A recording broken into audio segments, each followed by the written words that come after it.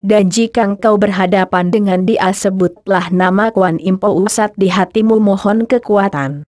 Pini hanya dapat mengatakan bahwa kalau engkau berhasil memutuskan hubungan dengan dia, maka engkau akan dapat berbuat lebih banyak daripada kalau engkau melanjutkan ikatan itu.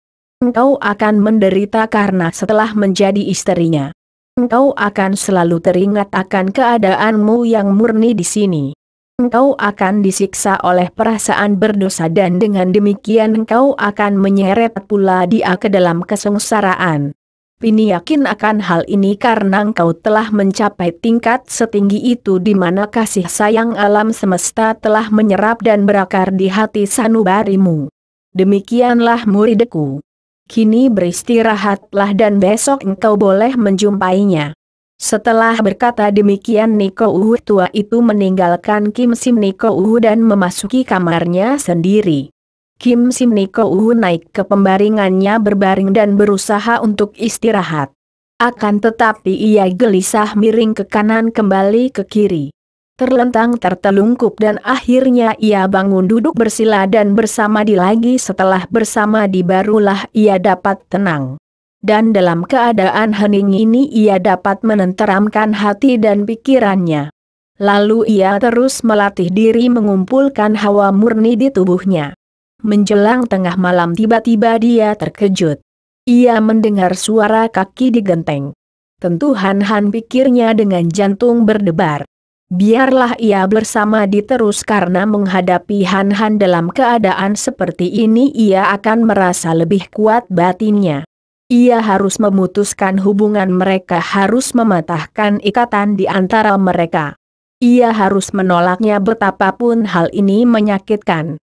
Akan tetapi sampai lama ia tidak mendengar gerakan lagi. Tiba-tiba ia mendengar suara rintihan perlahan di kamar seperti rintihan orang tercekik atau terbungkam mulutnya kemudian diam. Hatinya menjadi curiga dan kembalilah wataknya sebagai Kim Chu murid In Ko San. Sekali mencelat tubuhnya sudah melayang keluar dari jendela dan menerobos memasuki jendela Pui Sim Niko Uhu, yaitu sucinya yang berusia 30 tahun yang cantik dan berkulit putih. Dan apa yang dilihatnya dalam kamar yang hanya diterangi sebatang lilin itu membuat ia hampir mengeluarkan makian saking marahnya. Ia melihat tubuh sucinya itu telanjang bulat, pakaian Niko Uhu telah robek-robek semua di kanan kiri tubuhnya yang putih mulus. Sucinya dalam keadaan tertotok. Air matanya bercucuran dan seorang laki-laki tinggi besar sambil menyeringai meraba-raba dada sucinya dan menciumi bibirnya. Manusia jahat. Kim Sim Niko Uhu masih dapat menahan makian yang lebih kotor dan ia meloncat ke dekat pembaringan. Laki-laki itu meloncat turun dan menyeringai lebar. Hahaha. Engkaulah yang kucari sebetulnya. Engkau paling muda dan paling cantik. Dan engkau, hehe, engkau masih perawan. Siang tadi kulihat engkau akan tetapi aku salah masuk. Betapapun juga dia ini boleh juga. Pergilah. Kim Sim Niko Uhu mengayun kakinya dan tubuh laki-laki itu terlempar ke belakang menabrak dinding. Ia kaget sekali dan cepat merangkak bangun sambil menyambar golok yang tadi ia letakkan di atas meja. Kiranya engkau pandai silat. Bagus. Engkau menyerah atau ku penggal lehermu. Ku bawa kepalamu yang gundul dan cantik itu untuk hiasan kamarku. Haha, golok menyambar akan tetapi sekali menggerakkan tangan laki-laki itu berteriak. Dan goloknya terlepas, tangannya lumpuh karena pergelangan tangannya patah, tercium jari tangan Kim Sim Niko Uhu yang amat kuat. Kim Sim Niko Uhu yang sudah marah sekali lalu menubruk maju kedua tangannya dengan jari terbuka menghantam ke arah dada laki-laki itu. Pukulan ini sepenuhnya mengandung pukulan Toat Beng Chiang dan sudah dapat dipastikan bahwa laki-laki itu tentu mati. Untung sekali baginya pada detik terakhir melihat wajah laki-laki yang ketakinan itu. Kim Sim Niko Uhu teringat akan sifat welas asih dan ia menaikkan sasarannya. Kek. Bukan dada laki-laki itu yang pecah melainkan kedua tulang pundaknya yang hancur. Aduh tobat, aduh. Ampunkah saya? Sian Kou, laki-laki itu mengaduh-aduh sambil berkelojotan di atas lantai. Kim Sim Niko mendengus lalu cepat menubruk sucinya membebaskan totokannya dan menyelimuti tubuhnya yang telanjang bulat. Niko itu menangis akan tetapi dihibur oleh Kim Sim Niko. Syukur kepada Pusat bahwa kedatanganku belum terlambat suci. Niko itu memeluk Kim Sim Niko sambil menangis. Pintu kamar terbuka dan Tian Sim Niko masuk sambil memegang sebatang lilin. Diikuti oleh para Niko karena mendengar suara gaduh dalam kamar itu. Apakah yang terjadi di sini? Subo manusia sesat ini hendak melakukan perbuatan terkutuk, kata Kim Sim Niko. Niko tua itu mengeriing ke arah Pui Sim Niko yang berkerudung selimut dan memandang laki-laki yang patah pergelangan lengan kanan dan remuk kedua tulang pundaknya itu. Ambilkan tempat obat penyambung tulang, perintahnya kepada seorang murid yang segera memenuhi perintah gurunya. Setelah keranjang obat itu datang Tian Sim Niko lalu mengobati kedua pundak dan pergelangan tangan laki-laki itu yang terus merintih-rintih dan minta-minta ampun. Setelah selesai membalut Tian Sim Niko lalu berkata, "Kalau mau minta ampun mintalah ampun kepada Tian. Dan jadikanlah pengalaman pahit ini sebagai obat untuk menyembuhkan penyakit yang menyerang jiwamu. Nah pergilah." Laki-laki itu menjatuhkan diri berlutut di depan Tian Sim Niko. Kemudian ia diperbolehkan keluar melalui pintu samping yang dibuka oleh seorang Niko. Kemudian para Niko itu kembali memasuki kamar masing-masing.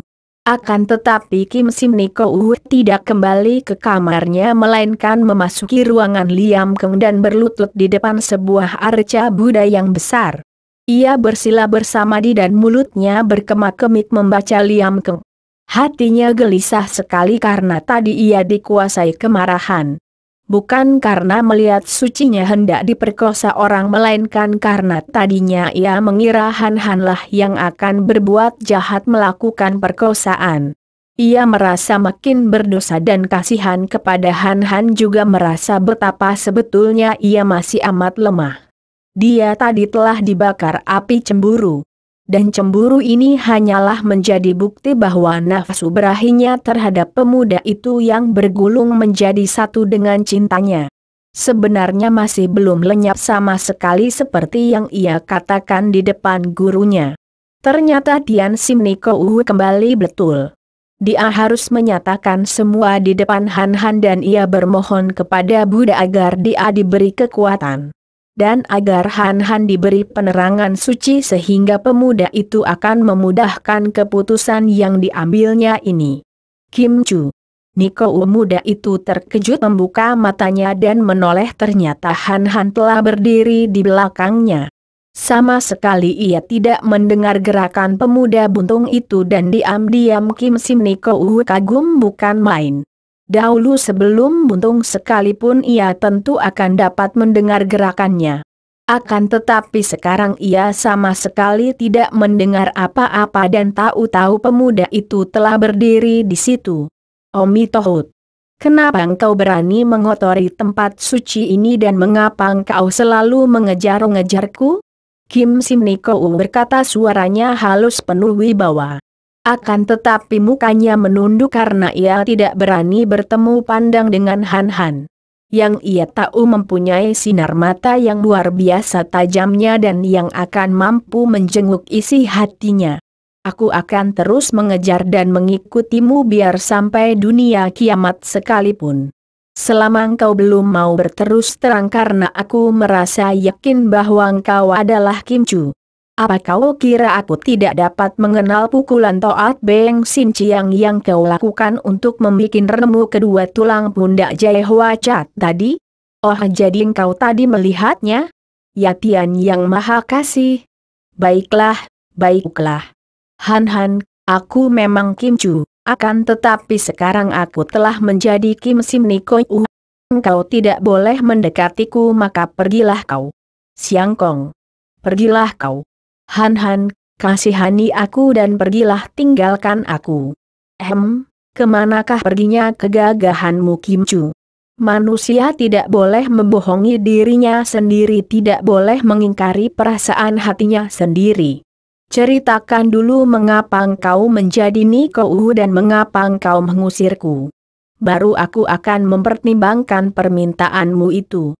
Setelah semua yang kita alami bersama. Ya, setelah apa yang kita alami bersama. Kim Sim Niko berbisik dan ia membalikkan tubuh membelakangi Han Han lalu jatuh berlutut karena kakinya menggigil. Suaranya masih berbisik-bisik namun terdengar jelas oleh Han Han. Engkau tidak tahu betapa aku telah menderita hebat, betapa aku sekarang telah menemukan ketenteraman kembali. Ketika engkau menolongku agar aku tidak terkena senjata rahasia Toat Beng Chiu Sian Li. Engkau menolongku tanpa menghiraukan keselamatan sendiri, kita berdua jatuh ke dalam jurang yang tak berdasar. Ah, betapa senang dan bahagianya hatiku ketika melayang jatuh karena aku yakin bahwa kita akan mati bersama. Mati bersamamu di waktu itu merupakan kebahagiaan yang tak terhingga bagiku. Akan tetapi hancurlah hatiku ketika ada nelayan menolongku dan aku masih hidup. Aku hidup dan engkau mati. Aduh. Han Han, tidak ada penderitaan yang lebih hebat daripada itu.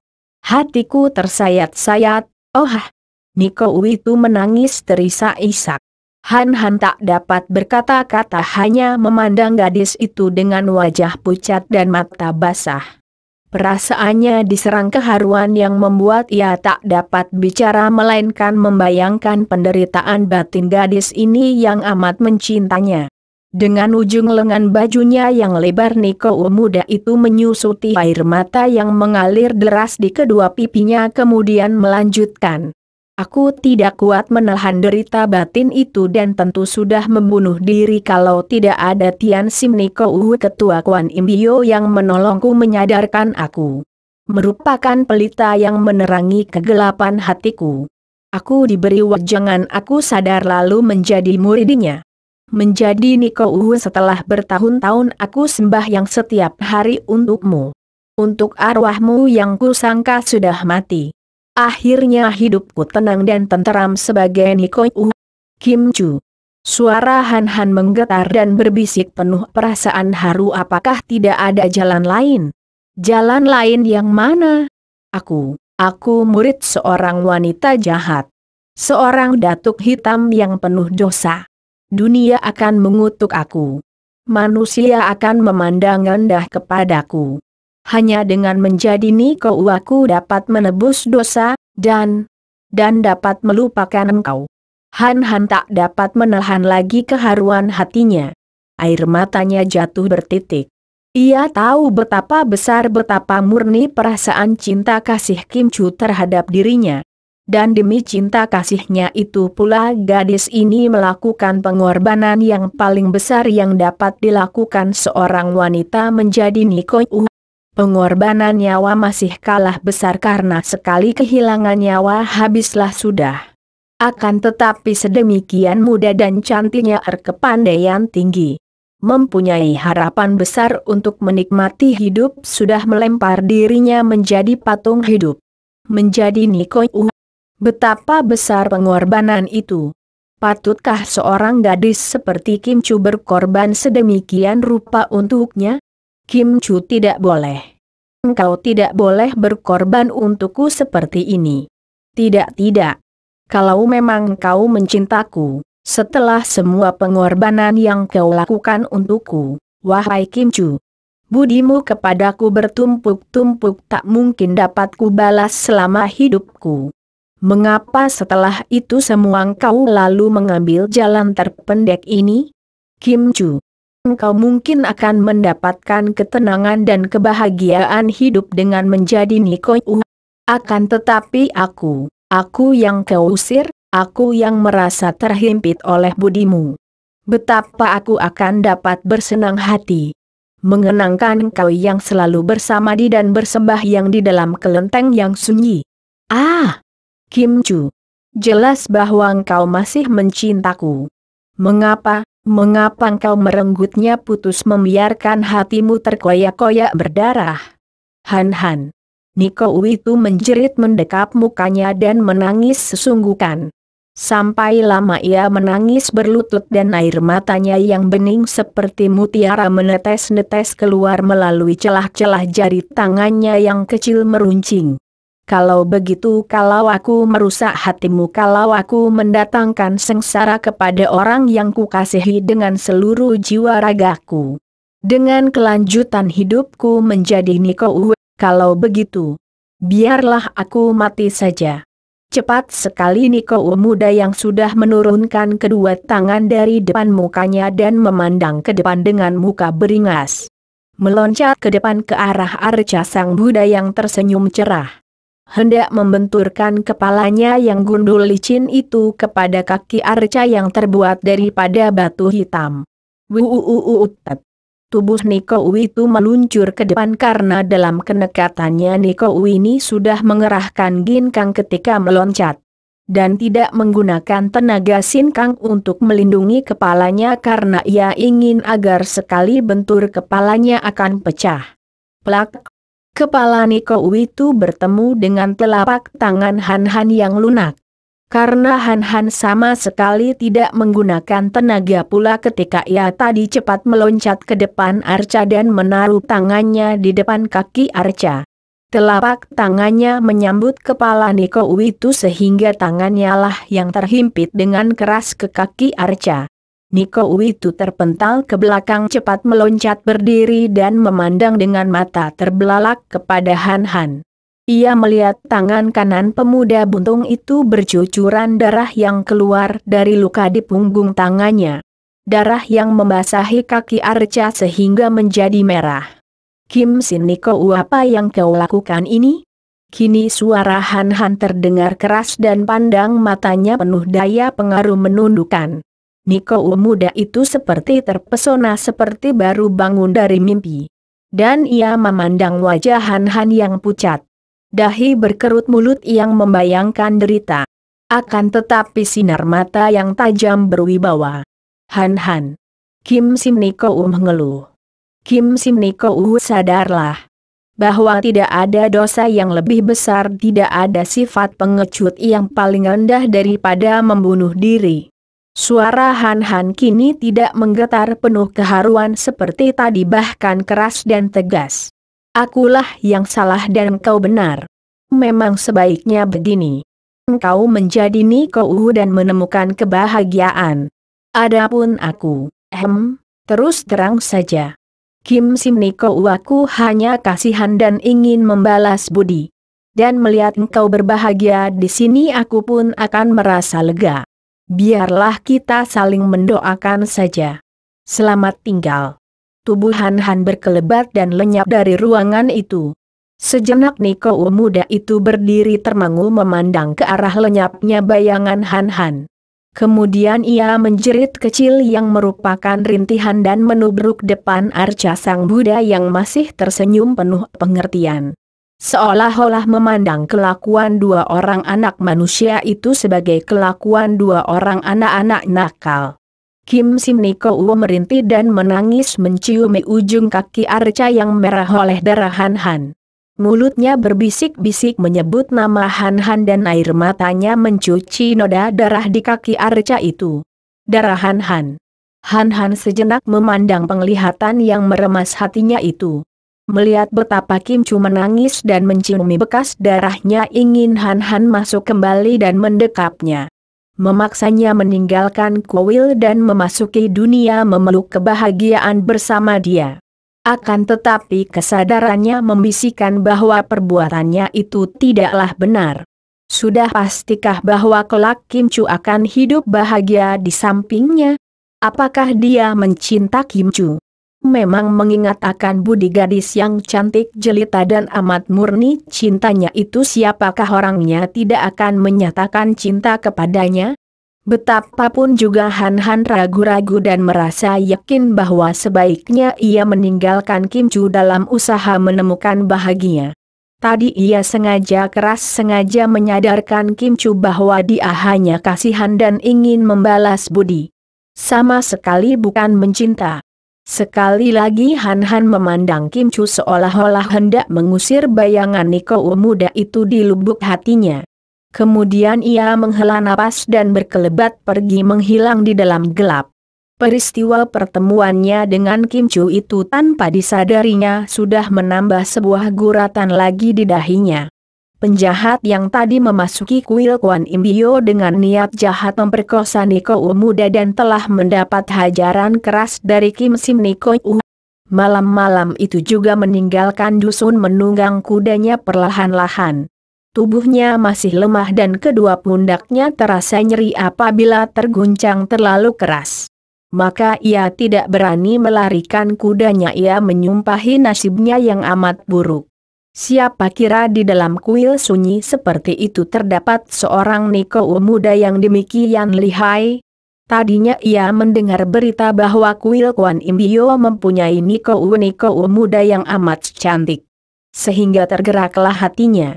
Dan sore tadi ia telah menyelidiki dan melihat bahwa memang desas-desus yang didengarnya itu ternyata benar. Ia melihat Niko muda yang amat cantik jelita. Sialan, pikirnya. Sudah banyak wanita yang ia renggut kehormatannya. Memang dia terkenal sebagai Jaehwacat di samping seorang pencuri ulung. Akan tetapi belum pernah ia memperkosa seorang Niko. Tentu seorang Niko sebagai wanita yang selalu menjaga kesucian tubuh dan hatinya akan merupakan mangsa yang hebat, maka ia tidak peduli lagi apakah dia melakukan pelanggaran yang amat besar. Dan malam itu hampir saja terlaksana apa yang ia seringkali mimpikan. Akan tetapi agaknya para dewa tidak mengizinkan perbuatannya sehingga ia bertemu dengan Niko muda itu. Masih untung, pikirnya. Justru Niko muda itu ia incar. Kalau ia tidak salah masuk ke kamar Niko kedua yang juga memiliki tubuh yang benar-benar tidak disangka-sangka. Amat menggairahkan kalau ia masuk ke kamar wanita muda yang lihai itu, ngeri ia membayangkan. Agaknya ia belum tentu akan keluar dari kuil itu dalam keadaan bernyawa. Tiba-tiba ada bayangan berkelebat, kudanya meringkik dan mengangkat kedua kaki depan ke atas seperti ketakutan. Ketika penjahat itu berhasil menenangkan kudanya dan memandang dengan bantuan sinar bulan, ia terkejut melihat seorang pemuda buntung telah berdiri di depan kuda. Memandangnya dengan sepasang mata seperti mata harimau. Karena dia sedang murung, penjahat itu yang memandang rendah si pemuda buntung membentak. "Heh bocah buntung! Minggir! Apa kau ingin mampus diinjak-injak kuda?" Pemuda yang bukan lain adalah Han Han ini tersenyum dingin. Dia tadi melarikan diri dari kuil dan hatinya yang sedang dilanda perasaan duka itu membuat ia berloncatan seperti kilat cepatnya. Mempergunakan ilmu kepandaiannya yang istimewa. Sebentar saja ia sudah dapat menyusul penjahat berkuda itu dan begitu melihat penjahat ini Han Han timbul kesebalan hatinya dan ia sengaja menghadang. Jaehwacat, apakah yang kau lakukan di kuil tadi?" Penjahat itu pucat wajahnya. Ia membesar-besarkan hatinya, akan tetapi karena kedua pundaknya tak dapat digerakkan sehingga kedua lengannya pun setengah lumpuh. Pergelangan tangan kanannya pun tidak boleh dipakai bergerak. Ia maklum akan keadaan dirinya yang sedang terluka dan lemah. Aku terluka, dan aku sudah diampuni para Niko, katanya gagap. Han Han memandang penuh selidik. "Andai kata aku membantumu mendapatkan Niko muda itu dalam keadaan tidak berdaya, sehingga engkau akan dapat melakukan apa juga atas dirinya tanpa ia mampu melawan. Engkau akan memberi hadiah apa kepada aku? Wah, jangan main-main orang muda. Niko yang cantik itu memiliki ilmu kepandaian lihai bukan main. Sedangkan kau seorang buntung kakimu. Apakah dia selihai ini?" Han Han mengempit tongkatnya, kedua lengannya dikembangkan secara tiba-tiba ke kanan kiri. Kraak, kraak, berukik. Dan batang pohon di kiri kanannya ambruk dan terjebol akarnya. Penjahat itu terbelalak dan wajahnya berubah girang setengah ngeri ketika ia berkata, "Hebat sekali. Orang muda perkasa, kalau engkau mampu menangkap Niko itu dalam keadaan tak berdaya sehingga aku dapat membalas dendam kepadanya. Aku akan memberimu kuda ini dan sekantung uang perak. Kau tentu hendak memperkosanya?" Penjahat itu menyeringai. "Akan dia rasakan sepuasku sampai dia mampus." Keparat. Tongkat di tangan Han Han berkelebat, penjahat itu menjerit dan roboh dari atas kudanya dengan tubuh terlempar. Kudanya meringkik dan melarikan diri.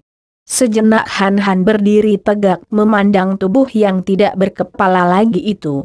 Karena kepalanya sudah pecah berantakan tak berbentuk lagi. Tercecer kemana-mana.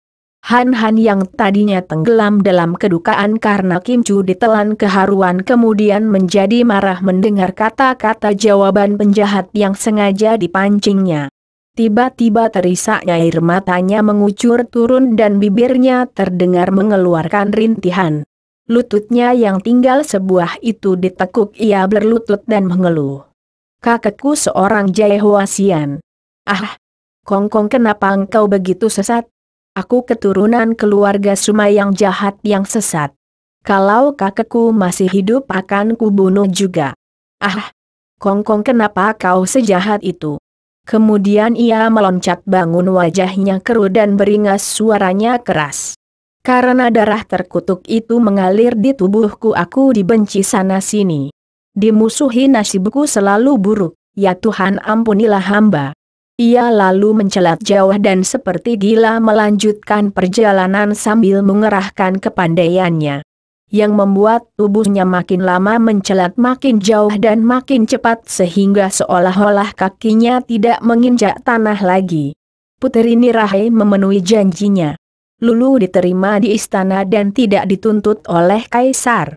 Bahkan Pangeran Ouyang Cinkok dan puteranya pura-pura tidak tahu bahwa gadis yang menjadi adik angkat Han Han itu kini kembali ke istana. Lulu tekun belajar ilmu silat di bawah bimbingan nenek Puteri Maya yang amat sakti itu. Juga Nirahai digembeleng oleh gurunya. Ternyata bahwa yang dilatih oleh Lulu ketika ia berada di Pulau Es adalah ilmu silat Hong In Bun Hoat. Yaitu ilmu silat yang dasar geraknya mengambil dari coretan huruf-huruf indah. Karena ketika berlatih di Pulau Es itu tidak ada yang memimpin, maka Lulu hanya mempelajari secara ngawur saja. Sehingga ia hanya menguasai kulitnya, tidak menguasai isinya. Kini setelah digembeleng oleh Puteri Mayat baru ia dapat mengerti inti dari ilmu silat Hong In Bun Hoat. Ilmu silat Hong In Bun Hoat adalah ilmu silat sakti yang diciptakan oleh Bukek Xiansu. Seorang manusia dewa yang selain sakti dalam ilmu silat juga seorang ahli dalam ilmu sastra. Oleh kakek dewa ini kedua ilmu itu digabungkan sehingga dalam gerakan ilmu silat itu dimasukkan unsur-unsur keindahan tulisan. Seolah-olah yang menggunakan ilmu silat ini sedang mencoret tulisan huruf indah di udara. Karena inilah maka disebut Hong In Bun Hoat, ilmu silat sastra angin dan awan. Dahulu jika Lulu bersilat kelihatannya hanya indah sehingga oleh Han Han dikatakan sebagai tarian. Kini setelah mengetahui intisari ilmu itu, setiap gerakan Lulu adalah didasari goresan menulis huruf. Di zaman dahulu ilmu Hong In Bun Hoat ini oleh Bukek Xiansu hanya diturunkan kepada pendekar sakti suling emas. Kemudian diajarkan pula kepada muridnya yang terkasih yaitu Kam Han Ki yang kini menjadi Kuai Lo Jin. Oleh Kam Han Ki inilah ilmu itu disusun menjadi kitab yang dipelajari Lulu. Selain dilatih ilmu silat yang pada dasarnya telah dipelajari Lulu ini, juga Nien Ek Maya menurunkan ilmu yang amat dahsyat yaitu ilmu Toat Beng Bian Kun, ilmu silat tangan kapas, yang kelihatannya dimainkan tanpa tenaga dengan kedua tangan berubah sehalus kapas. Namun mengandung inti tenaga sinkang yang dapat menahan tenaga sinkang lawan yang kuat. Lulu amat berbakat dan juga amat cerdik sehingga dalam waktu singkat hanya beberapa bulan saja ia telah dapat menguasai kedua ilmu itu sehingga tingkat kepandaiannya melonjak cepat bukan main. Hal ini adalah karena ia telah memiliki tenaga sinkang murni yang ia dapatkan ketika bersama Han Han melatih diri di Pulau Les. Adapun Nirahai yang memang tadinya sudah lihai bukan main sebagai pewaris ilmu-ilmu dahsyat dari Mutiara Hitam, yang dahulunya menjadi ilmu-ilmu tangguh dari tokoh wanita perkasa Tok Xiao Kui Liu Lucian ibu kandung Suling Emas. Kini setelah digembeleng oleh Nen Ek Maya kepandaiannya pun meningkat secara hebat sekali. Bahkan ia telah dilatih untuk mainkan ilmu pedang Pasian Kiam Hoat yang dimainkan dengan suling emas yang dipinjamnya dari Gutoan si kakek bongkok penjaga kuburan suling emas. Kini Dara perkasa ini menguasai dua ilmu pedang yang sebenarnya berlawanan yaitu Patmo Kiam Hoat, ilmu pedang 8 iblis, dan Pasian Kiam Hoat, ilmu pedang 8 dewa. Dengan penggabungan dari kedua ilmu pedang yang berlawanan ini dapat dibayangkan betapa lihainya putri selir Kaisar Manchu ini. Makin lama Lulu makin betah tinggal di istana yang indah dan mewah, juga yang mencukupi segala kebutuhannya. Apalagi Nirahai amat baik kepadanya memperlakukannya sebagai adik sendiri. Dan memang sesungguhnya Nirahai amat mencinta Lulu sehingga Lulu yang halus perasaannya itu membalas kasih sayang sucinya.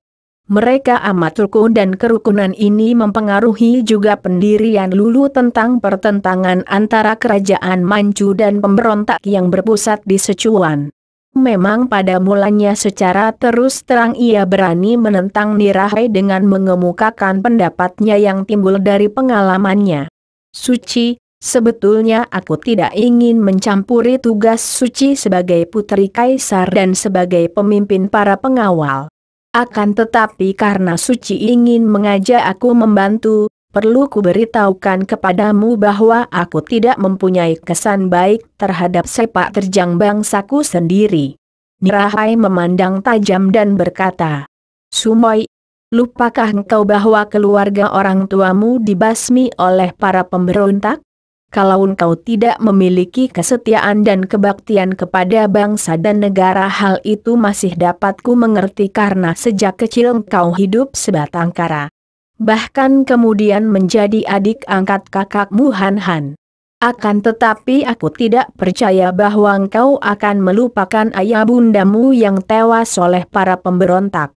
Aku tidak percaya bahwa engkau akan tidak berbakti kepada orang tuamu. Lulu mengerutkan alisnya yang hitam. Sepasang matanya memandang Nirahai dengan mata terbelalak. Yang kau katakan pemberontak itu sebetulnya adalah pejuang-pejuang yang baik Suci. Sebaliknya dengan mata kepala sendiri aku menyaksikan betapa kejamnya tentara Manchu yang membunuhi rakyat yang tak berdosa.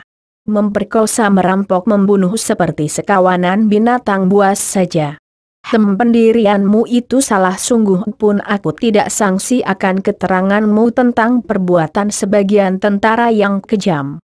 Akan tetapi apakah kau anggap bahwa perbuatan para pemberontak yang membunuh ayahmu sekeluarga itu juga tidak kejam? Memang kuakui bahwa mereka telah membunuh orang tuaku bahkan telah kudapatkan pembunuhnya. Akan tetapi ternyata dia seorang gagah yang melakukan pembunuhan itu demi perjuangan demi pembelaan terhadap bangsa mereka. Sama sekali tidak terkandung hati benci di dada mereka terhadap perorangan. Bahkan mereka tidak mengenal orang tuaku yang tewas sebagai akibat perang. Nirahai mengangguk-angguk. Memang aku percaya benar demikian. Akan tetapi engkau pun lupa bahwa aku dan teman-teman yang memimpin usaha penindasan para pemberontak pun terdorong oleh tugas membela bangsa dan negara. Aku seorang bangsa Manchu. Kalau aku tidak membela bangsa Manchu habis bagaimana? Engkau pun seorang gadis Manchu. Sudah selayaknya kalau engkau membantu perjuangan bangsa sendiri. Kini para pemberontak yang bersarang di Sichuan harus dihancurkan. Kalau tidak, perang tidak akan pernah terhenti dan penderitaan rakyat pun takkan dapat dihabiskan. Kalau kau menganggap bahwa orang tuamu tewas dalam perang dan kau tidak menaruh dendam perorangan, engkau pun harus dapat mengerti bahwa perbuatan tentara-tentara kita itu pun adalah akibat perang dan bukan merupakan perbuatan kejam perorangan, melainkan kekejaman perang. Akan tetapi percayalah bahwa pimpinan kita tidak menghendaki hal demikian itu terjadi. Hal itu hanya terjadi sebagai akibat-akibat yang berkelebihan dari perang yang memang ganas. Lulu merasa terdesak karena pikirannya yang cerdik dapat menangkap kebenaran-kebenaran dalam ucapan Nirahai. Apakah engkau percaya bahwa aku adalah seorang manusia yang begitu curang sehingga sudi mengadu domba Hoa San Pai dan Xiao Lim Pai? Kalau bukan karena hal itu kuanggap sebagai taktik perjuangan, aku tidak mempunyai permusuhan pribadi dengan mereka. Bahkan aku mengagumi tokoh-tokoh dan pendekar-pendekar dari kedua partai itu. Akan tetapi sebagai pejuang untuk negaraku aku melihat bahaya besar kalau sampai kedua partai yang kuat itu membantu pemberontak. Maka jalan satu-satunya adalah mengadu domba mereka agar mereka tidak berkesempatan membantu pemberontak. Sehingga kedudukan para pemberontak tidak begitu kuat mudah dihancurkan. Aku tidak mempunyai permusuhan pribadi dengan dua tokoh di antara Xiao Lim Chit Kiam yang kukagumi karena kegagahan mereka. Akan tetapi aku membunuh mereka sebagai musuh negara bukan sebagai musuhku. Kalau seorang saudaramu kebetulan memihak peluang yang menentang kerajaan, apakah engkau juga akan membunuhnya, Suci? Tentu saja. Kalau dia memihak pemberontak, dia berarti menjadi musuh negara. Bagi seorang pejuang yang mencinta bangsa dan negaranya, musuh sendiri bisa dimaafkan. Akan tetapi musuh negara tidak. Wah, kejinya. Aku benci. Aku benci perang. Lulu mencela teringat akan kakaknya. Kalau Han Han kebetulan membantu pejuang, apakah dia pun harus memusuhi kakak yang disayangnya itu? Tidak mungkin. Nirahai merangkul leher Lulu dan mengecup pipinya. Adikku, siapakah orangnya yang mencinta perang? Hanya orang gila yang miring otaknya saja yang tidak membenci perang. Aku pun benci dengan perang. Aku pun rindu akan perdamaian di mana hidup manusia ini tenang tenteram, di mana nyawa manusia dihargai. Di mana hak hidup seorang manusia lebih terjamin, di mana harga seorang manusia lebih dinilai tinggi. Akan tetapi perang timbul bukan atas kehendak seseorang. Dan kalau sudah timbul dan kita terseret di dalamnya, hanya dengan kemenangan saja perang itu dapat dihentikan. Menang atau kalah itulah persoalannya, dan sekuat tenaga tentu saja kita ingin menang. Dengan kemenangan ataupun dengan kekalahan, perang baru habis dan perdamaian timbul. Percayalah, aku ingin sekali menikmati masa damai di mana kita tidak akan bicara tentang bunuh-membunuh, tentang siasat-siasat curang, tentang taktik-taktik memalukan dan sebagainya. Peri kemanusiaan akan dijunjung tinggi oleh setiap orang. Akan tetapi untuk mendapatkan perdamaian itu, kita semua harus sekarang mengerahkan tenaga untuk menumpas musuh sehingga perang pun tidak ada lagi. Lulu termenung. Ucapan sucinya itu meresap ke dalam hatinya dan diam-diam ia kagum sekali. Sucinya ini cantik, berkedudukan tinggi, berpengaruh dan berkuasa, juga memiliki pandangan yang luas seperti kakaknya, Han Koko. Alangkah cocoknya kalau Han Koko dapat menjadi suami dia.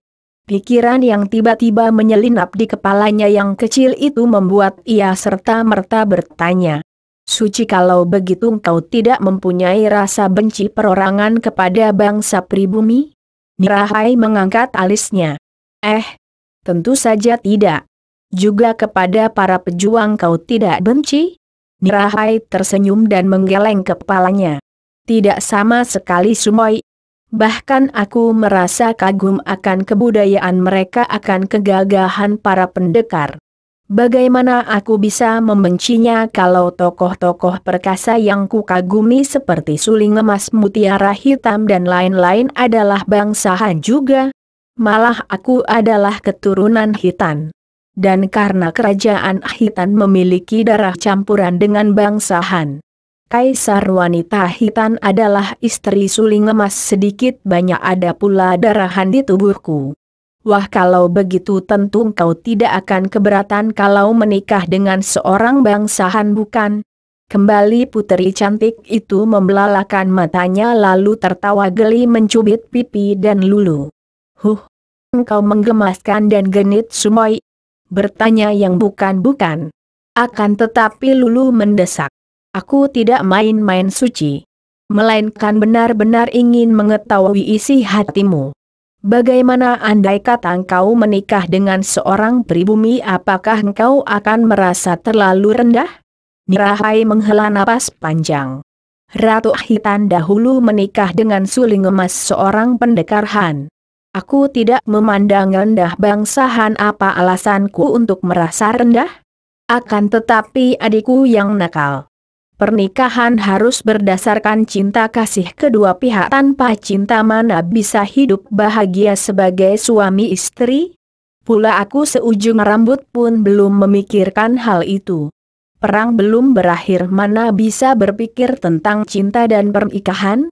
Lulu memandang dengan wajah berseri.